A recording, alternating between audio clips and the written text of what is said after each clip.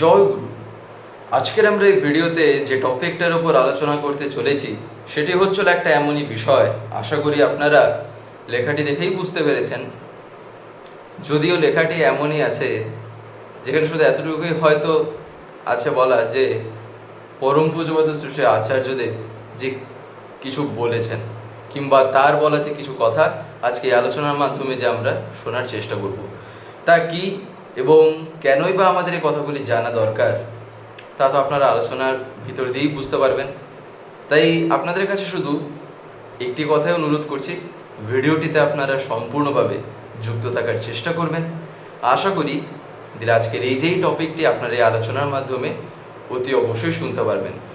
আলোচনাটি শুরু করার আগে একটা কথা বলে রাখি, হয়তো একটু ইকো হচ্ছে, তার কারণ যেখানে রেকর্ডিংটা করছি সেটা একটা হল ঘরের মতন, যার ফলে আওয়াজটা হয়তো একটু ইকো হচ্ছে। আশা করি বুঝতে অসুবিধা হবে না কথাগুলি। আমরা জীবনে বলতে পারেন ঠাকুরকে পাওয়ার পর যে কথাগুলি সচরাচর আমরা শুনে থাকি বা দেখে থাকি, তার ভিতরে দেখবেন আমাদের বলা হয়ে থাকে সকাল সন্ধ্যা প্রার্থনা করার কথা, তাই না? এবার এই প্রার্থনা আমরা যে করি, প্রার্থনা করার পর দেখবেন নাম ধ্যান, বাণী পাঠ এগুলো সাধারণত করতে বলা হয়ে থাকে। এবারে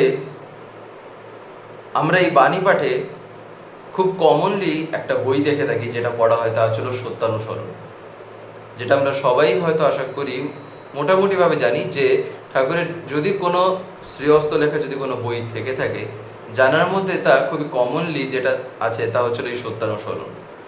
এখানে দেখবেন শ্রী ঠাকুর যা যা বলেছেন, যা করার কথা বলেছেন, পুরো একটা জীবনে যতটুকু দরকার তার সার কথাটুকু শ্রী ঠাকুর কিন্তু সত্যানুসরণে অলরেডি বলে দিয়েছেন। তার ভিতরে দেখবেন একটা জায়গায় ঠাকুর সৎ নিয়ে বিভিন্ন কথা বলেছেন, আর এই সতের সাথে যুক্ত করেও এমন কিছু কিছু শব্দ ঠাকুর ব্যবহার করেছেন সেগুলো আমাদের জীবনে কিন্তু ইম্প্যাক্ট দেয়। যেমন সত্যানুসরণেই শ্রী ঠাকুর একটা জায়গায় দেখবেন বলছেন না যে তুমি সৎসঙ্গের আশ্রয় গ্রহণ করো, আমি নিশ্চয় করে বলছি তোমাকে তোমার উন্নয়নের জন্য ভাবতে হবে না। ঠাকুর কোথায় বললেন এই বাণীটায় শ্রী ঠাকুর প্রথমে যেটা বলছেন তা হলো তুমি সদ্গুরুর শরণাপন্ন হও, সৎ নাম মনন করো আর সৎসঙ্গের আশ্রয় গ্রহণ করো। তাহলে এই যে সৎসঙ্গ কথাটা যে আসছে, এখানে সৎসঙ্গটা কি? হয়তো আমরা এটাকে নানান রকমভাবে হয়তো বুঝতে পারি। যেমন হয়তো অনেকেই আমরা এবারে বলবো সৎসঙ্গ মানে এই যে ঢাক ঢোল, কীর্তন, গান, আলোচনা যেমনটা হয়ে থাকে এই 1.5 ঘন্টার কাছাকাছি, সেটাই বুঝি সৎসঙ্গ।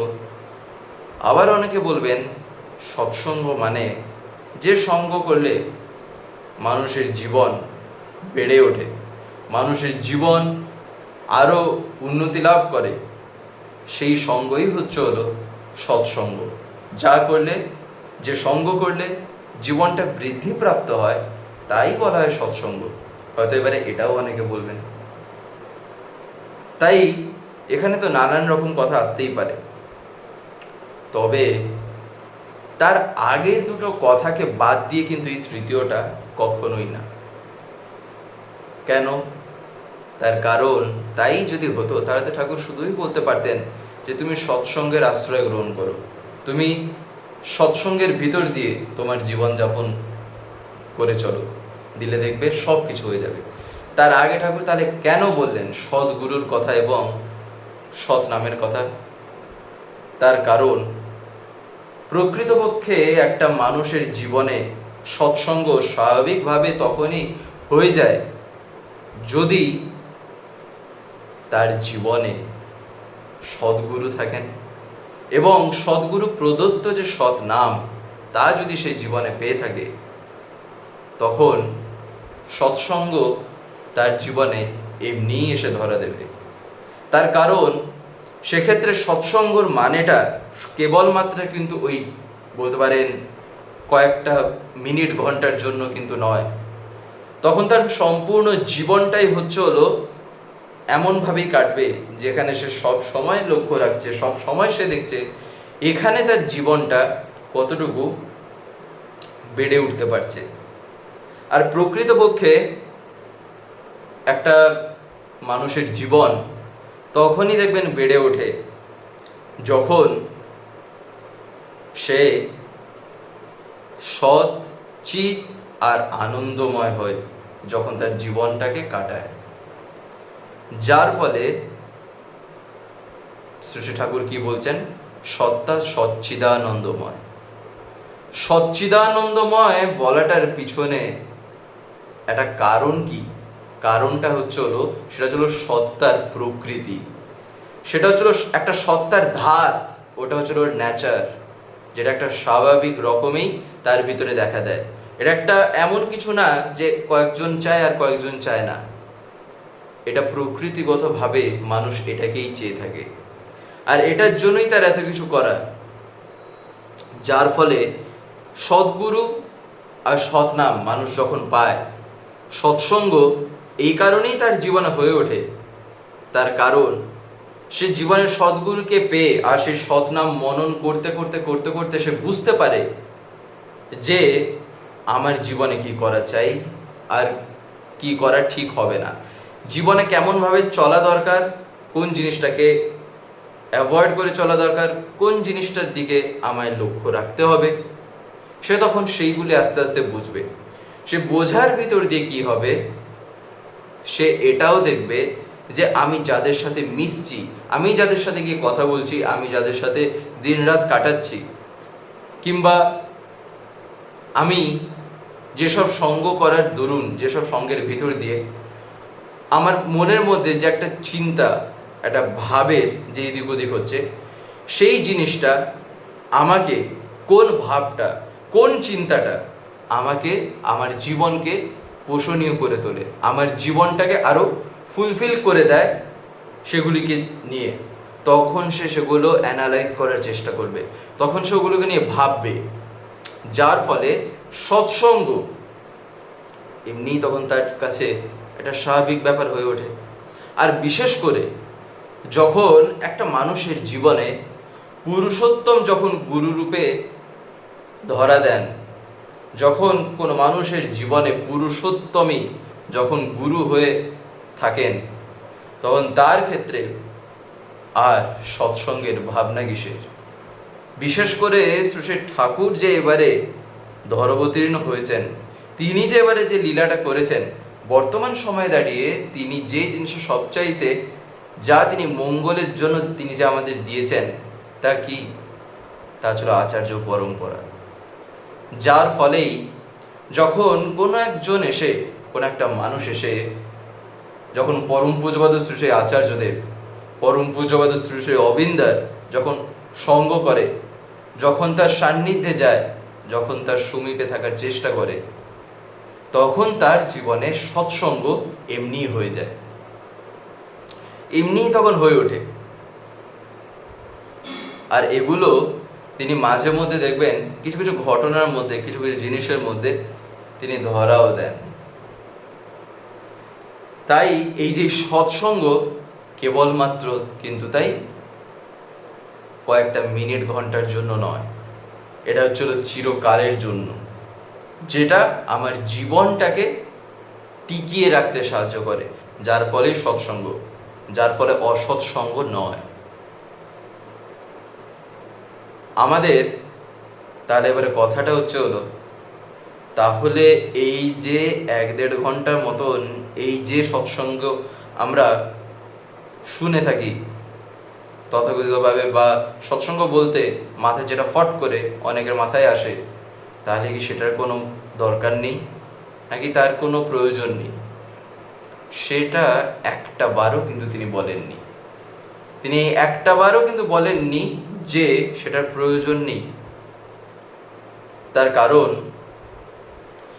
একটা পরিবেশে কয়েকটা মানুষ যদি থাকে, তারা তাদের জীবনে ঠাকুরকে নিয়ে সমবেতভাবে যদি না আনন্দ করে, তাহলে সেখানে কি করে বোঝা যাবে যে তাদের জীবনটা যে আনন্দে ভরপুর হয়ে আছে? এমন তো কোনো অ্যাক্টিভিটিও নেই, এমন তো কোনো কিছুই দেখা যাচ্ছে না যে তারা ঠাকুরকে নিয়ে এইরকম হয়ে মশগুল হয়ে আছে। তাদের জীবনে তারা ঠাকুর নিয়ে একদম ব্যতিব্যস্ত, তাছাড়া তারা দ্বিতীয় আর কোনো জিনিসই জানে না। যদি তাহলে সৎসঙ্গ যদি নাই হতো, তাহলে ঠাকুর কেন জোর দিয়েছেন যে সৎসঙ্গ করার জন্য? অর্থাৎ আমরা সৎসঙ্গ অর্থে যে জিনিসটা প্রথমেই আমাদের মাথায় আমরা ফট করে ধরে নিই, ঠাকুর যখন বলছেন তার মানে কোথাও না কোথাও তো তার একটা প্রভাব তো আছে। যেমন আমরা যদি একটা ঘটনা শুনি, দেখবেন একবার শ্রী শ্রী ঠাকুরের কাছে, খুব সংক্ষিপ্ত আকারে ঘটনাটা বলছি, একবার শ্রী শ্রী ঠাকুরের কাছে অনেকেই বসে আছেন, সেই সময় একটা জায়গায় কোথাও একটা সৎসঙ্গ হচ্ছে। ঠাকুর তাদের ভিতর থেকে একজনের দিকে তাকিয়ে তাকে বলছেন, কিরে, সৎসঙ্গে যাবি নে? তিনি তখন ঠাকুরের দিকে তাকিয়ে বলেন, ঠাকুর, আমি তো আপনার কাছেই বসে আছি, আমি তো আপনার কাছেই আছি, আমার তো আর সৎসঙ্গে যাওয়ার কি দরকার? আমি আর কেন সৎসঙ্গে যাব? এখানেই তো আমার হয়ে যাচ্ছে। তখন শ্রী শ্রী ঠাকুর একটা কথা কিছুক্ষণ পর তখন তার দিকে তাকিয়ে বলছেন যে, মণি, ট্রান্সফরমারের কাছে বসে থাকলে ট্রান্সফরমারের গুরুত্বটা, তার প্রভাবটা, সে কি করতে পারে না করতে পারে, তার জীবনে প্রয়োজনীয়তাটা কি, কেনই বা দরকার, ট্রান্সফরমারের ভিতর দিয়ে কি মানুষ জীবনে পায় কি পায় না, তার ক্ষমতাটা কি, তা কি তার কাছে বসে থাকলে পাওয়া যাবে? তা কি তার কাছে বসে থাকলে বোঝা যাবে? নাকি তার জন্যে বাড়িতে যেমন আমরা এই যে লাইট, ফ্যান ইত্যাদি যে জিনিস যেগুলি চলছে ইলেকট্রিসিটির থ্রুতে, সেগুলির দ্বারা বোঝা যায় যে ওই ট্রান্সফরমার ওখানে আছে, কিন্তু সে কি করতে পারে না করতে পারে সেটা সে এইখানে জাহির করে দেখিয়ে দিচ্ছে। সে তো এখানে দেখাচ্ছে যে আমি কি পারি আর কি পারি না। একটা মানুষের জীবনে একটা ট্রান্সফরমারের পর্যন্ত গুরুত্বটা কি, সেটাও যদি তাকে জানতে গেলে, ট্রান্সফরমারের কাছে তো বসে থেকে সে কিছু বুঝতে পারবে না, তাকে প্র্যাকটিক্যালি সেটাকে ফিল করতে গেলে তাকে এইসবের থ্রুতেই তাকে বুঝতে হবে। এই যে ফ্যান, হাওয়াটা যে পাচ্ছে, হাওয়াটা পাচ্ছে বলে সে বুঝতে পারছে জীবনে গরমটা যে কি, আর এই গরমটাকে কাটানোর জন্য যে ফ্যানটা চালাতে হবে তার জন্য যেমন একটা ইলেকট্রিকের দরকার, সেটা আবার আসছে কোথা থেকে না ওই ট্রান্সফরমারের ভিতর দিয়ে, সেটা সেরকমভাবে তৈরি করা হয়েছে, বিজ্ঞানের বলতে পারেন প্রযুক্তি ওইরকমভাবে কাজে লাগানো হয়েছে। লাইট জ্বলছে সেই ইলেকট্রিসিটির থ্রুতে, কিন্তু এইসব জিনিস আমি চোখে দেখতে পারছি বলেই, সেগুলোকে আমি ফিল করতে পারছি বলে আমি বুঝতে পারছি যে হ্যাঁ ওই জিনিসটার দাম কত, ওই জিনিসটার ভ্যালুটা কত। ঠিক একই রকমভাবে এবারে আমাদের জীবনে গল্পটাও তাই। ঠাকুর শুধু এতটুকুই বলেছেন, তিনি বুঝে গেছেন যে তার মানেটা কি। তার মানে তার কাছে বসে থাকলে, তার কাছে বসে থাকা, তার সান্নিধ্যে থাকা, তার সঙ্গ করা, এটা তো অবশ্যই দরকার, কিন্তু তার মানে এই না যে আমি সৎসঙ্গে যাব না। তার মানে এই না যে আমার সৎসঙ্গ অর্থাৎ ওই যে 1-1.5 ঘন্টার যে সৎসঙ্গ সেটা আমার জীবনে দরকার নেই, তা কিন্তু কখনোই না। তার কারণ কি? এই কারণে শ্রী ঠাকুরের কথাগুলি যে বললেন, ঠাকুর ধরিয়েও দিলেন। সে কখনো কি ওইখানে থেকে বলবে যে তার ক্ষমতা কি? সে কখনোই ওখানে জাহির করবে? সেটা একমাত্র তার থেকে অনেকটা হয়তো দূরে গিয়ে কিংবা অন্য একটা জায়গায় তার প্রভাবটা সেখানে কি হচ্ছে না, প্রভাবটা দেখা দিচ্ছে, সেখানে কি সেটা বোঝা যাচ্ছে যে তার ক্ষমতাটা কি। ঠিক একই রকমভাবে মানুষ যখন সৎসঙ্গে যায়, যখন ঠাকুরের কথা শোনে, যখন গান শোনে, ঠাকুরের বলতে পারেন প্রার্থনা করে যখন বাণী পাঠ হয় ইত্যাদি নানান রকম যাই যাই হয়, সেগুলির ভিতর দিয়ে সে তার লীলা, তার দয়ার কথা, তার জীবনের বিভিন্ন ঘটনা, সেগুলি তখন সে আরও করে জানতে পারে, যেগুলি হয়তো তিনি হয়তো কখনোই এত সহজে জাহির করবেন না। তিনি হয়তো কখনোই বলবেন না এত সহজে যে আমি এই, আমি ওই, বা আমি কি পারি বা না পারি, তা তিনি কখনোই বলবেন না। হয়তো এমন কিছু কর্মের ভিতর দিয়ে তিনি দেখিয়ে দেবেন। তার কারণ ঠাকুর একদিন বলছেন, আগুন কখনো বলে না যে আগুন কি করতে পারে কি না পারে, তার ক্ষমতা কি আর কি নেই। সে সরাসরি এমন কর্ম করবে, আগুন তার কাজের ভিতর দিয়ে দেখিয়ে দেবে তার আয়ত্তের মধ্যে কি থাকে আর না, সে কি করতে পারে জীবনে আর কি পারে না। যেমন এই আগুন, আগুন ধরিয়ে দিলে একটা জায়গায় যেমন আলো জ্বলে সেই জায়গাটাকে প্রকাশিত করে দেয়, ঠিক সেই আগুনও যেমন কি না আরেকটা জায়গাতেও যদি অত্যধিক পরিমাণে লেগে যায়, খুবই বেশি পরিমাণে, সেক্ষেত্রে সেটাকে সে একেবারে জ্বালিয়েও দিতে পারে। আগুনের এতটাই ক্ষমতা।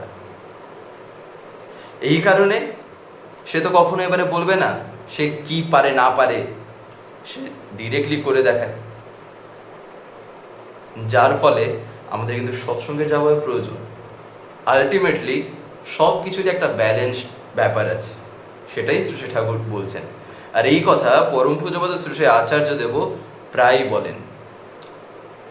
তিনি আজকেই একটা কথা বলছিলেন, দেখবেন আমরা প্রার্থনা করা নিয়ে হয়তো যারা যারা আপনারা দেওঘরে এসে থাকবেন, হয়তো অনেকেই শুনে থাকবেন যে সকালবেলা এখন ঘুরে ঘুরে প্রার্থনা করা নিয়ে বিভিন্ন কথা যে এখন বলা হচ্ছে, কিংবা পরম পূজ্যপাদ শ্রী আচার্যদেব, পরম পূজ্যপাদ শ্রী অবিন্দা এই জিনিসটা চাইছেন। এবারে এই প্রার্থনার ভিতর দিয়ে আজকে একজন নিবেদন করেন যে অনেকেই চাইছেন সৎসঙ্গ করার জন্য, অর্থাৎ সেই সকালবেলা যখন প্রার্থনা হচ্ছে তখন সৎসঙ্গ করবে।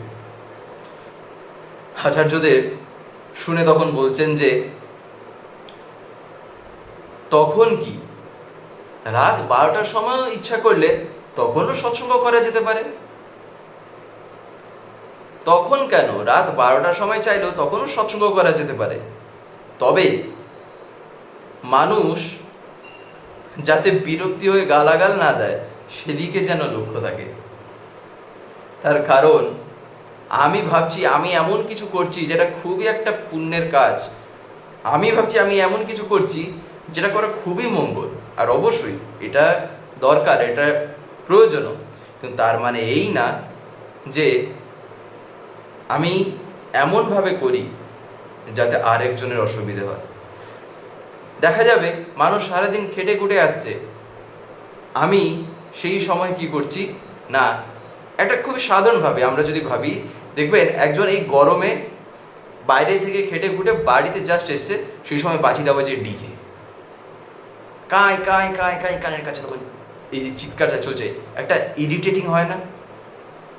তাহলে সেই জিনিসটা হচ্ছে হলো আমি কেন করব, যেটা মানুষের কাছে একটা বলতে পারেন এমন বিষয় হয়ে উঠবে যেখানে আমি বলছি কি না আমি ঠাকুরের কাজ করছি, অথচ তাতে তার অসুবিধা হচ্ছে, দিয়ে বলছি কি ঠাকুর এমন একজন, তাকে জীবনে নিয়ে চললে কি হয় আর না হয়।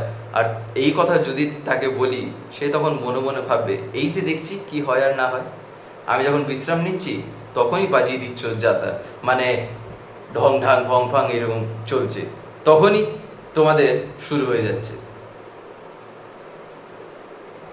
তার বলার উদ্দেশ্যটা তাই আমাদের কিন্তু বুঝতে হবে যে তিনি কেন বলছেন, যার ফলেই তো তিনি বললেন যে প্রথমে তো রসিকতা করলেন ঠিকই, পরে ধরিয়েও দিলেন যে চাইলে তো রাত 12টার সময় সৎসঙ্গ করা যায়, কিন্তু তাতে মানুষ যাতে বিরক্তি হয়ে গালাগাল না দেয় সেই জিনিসটা কিন্তু লক্ষ্য রাখতে হবে, তাই না? এই কথাগুলি আমাদের কিন্তু জানা, জেনে মেনে চলা, এগুলো কিন্তু একান্তই দরকার। তো যাই হোক, আজকের এই ভিডিওটা এবার আমি এখানেই শেষ করব। শেষ করার আগে আপনাদের কাছে একটি কথাই বলবো, যদি আজকের এই ভিডিওটি আপনাদের ভালো লেগে থাকে তাহলে একটি লাইক করে দেবেন, সবার ভিতরে শেয়ার করে দেবেন, কেমন লাগলেও নিচে একটি কমেন্টে লিখে জানাবেন। আর যদি চ্যানেলটিকে এখনও সাবস্ক্রাইব করে না থাকেন তাহলে অতি অবশ্যই চ্যানেলটিকে সাবস্ক্রাইব করে পাশে বেল আইকন প্রেস করে অল করে রাখতে একেবারেই ভুলবেন না। আর এরকম বিভিন্ন নতুন এবং ইন্টারেস্টিং ভিডিও সবার আগে পাওয়ার জন্য। জয় গুরু, বন্দে পুরুষোত্তম।